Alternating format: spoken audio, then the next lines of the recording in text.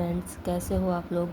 कल हम लोग क्लास 9th की मैथ सब्जेक्ट का फर्स्ट चैप्टर का कुछ इंट्रोडक्शन लेवल पढ़ा था और एक्सरसाइज 1.1 हमने कंप्लीट किया था। उसी चैप्टर को हम एक्सरसाइज 1.1 के आगे आज हम लोग पढ़ाई करेंगे, जिसमें आगे क्या दिया हुआ है। आगे दिया हुआ है आपका अपरिमेय संख्या। कल हम लोगों ने परिमेय संख्या के बारे में अच्छे से स्टडी किया था। आज हम लोग अपरिमेय संख्या। तो अपरिमेय संख्या क्या होता है? अपरिमेय संख्या को इंग्लिश में इरेशनल नंबर कहते हैं।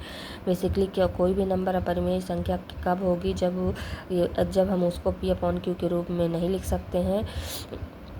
जैसे कि परिमेय संख्या को हम P/Q के रूप में लिख सकते हैं, लेकिन अपरिमेय संख्या को हम P/Q के रूप में नहीं लिख सकते हैं। ठीक है।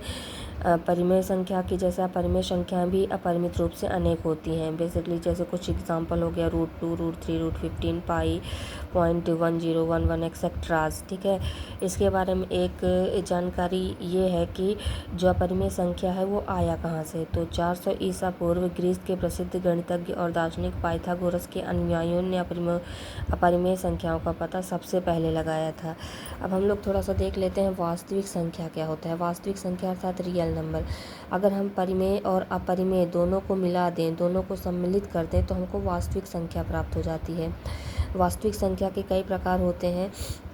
पहला प्रकार पहला प्रकार है आपका शांत वास्तविक संख्या। इसी को हम लोग टर्मिनेटिंग नंबर कहते हैं। शांत वास्तविक संख्या का तात्पर्य यह है कि अगर परिमेय नंबर मतलब ऐसा कोई नंबर जो P/Q के फॉर्म में हो और पूरी तरह से वो कट जाए, मतलब कि अंश जो है हर से पूरी तरीके से कैंसिल आउट हो जाता है, वो आपका होता है शांत वास्तविक संख्या। जैसे कि यहाँ पर देख रहे हो आप लोग 1/2 = 0.25, 639/250 = 2.556। मतलब ऐसा कोई भी नंबर जो डेसिमल के बाद या डेसिमल के मतलब पूरा का पूरा कैंसिल आउट हो जाता है, उसको हम लोग कहते हैं शांत वास्तविक संख्या या टर्मिनेटिंग रियल नंबर। ये आपका परिमेय नंबर में आता है। फिर नेक्स्ट टाइप है आपका अनवसानी आवर्ती, नॉन टर्मिनेटिंग रिकरिंग। इसी को हम लोग क्या कहते हैं?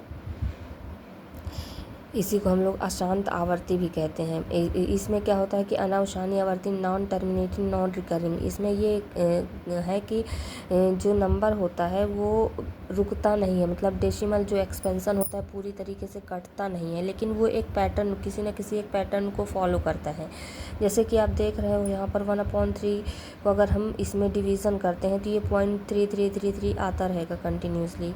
इसी प्रकार से 1/7 को अगर हम डिवीज़न करते हैं 1 में 7 का तो 0.142857 फिर से ये रिपीट होगा 14, मतलब एक पैटर्न को ये फॉलो कर रहा है। तो इसको अनवसानी आवर्ती या नॉन टर्मिनेटिंग रिकरिंग नंबर कहा जाता है। इसी को अशांत आवर्ती भी कहते हैं। तीसरा टाइप है आपका अनवसानी अनावर्ती या नॉन टर्मिनेटिंग नॉन रिकरिंग। ठीक है। नॉन रिकरिंग मतलब ना तो टर्मिनेट होगा और ना ही कोई पैटर्न को फॉलो करेगा। इसको हम क्या कहते हैं? अनवसानी अनावर्ती, नॉन टर्मिनेटिंग नॉन रिकरिंग। जैसे कि आप यहाँ पर एग्जांपल देख लीजिए 0.1011 मतलब कोई भी पैटर्न ये फॉलो नहीं कर रहा है। अशांत संख्या या परिमेय संख्या होती है, बाकी सभी वास्तविक संख्या परिमेय संख्या नहीं होती।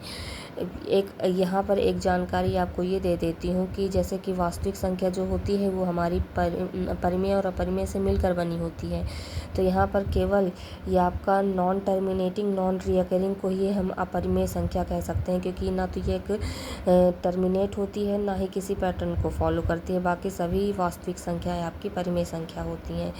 आप एक एग्जांपल देख लीजिए, पाई एक अपरिमेय संख्या है, लेकिन ये जो पाई की दो वैल्यू होती हैं, एक वैल्यू होती है 22/7। 22/7 एक परिमेय संख्या है, लेकिन जो इसकी दूसरी वैल्यू होती है 3.14 ये आपकी अपरिमेय संख्या होती है। Thank you so much. Next video में हम लोग क्लास 9th की NCERT पे इसको आगे ऐसे ही कंटिन्यू रखेंगे। Thank you so much friends.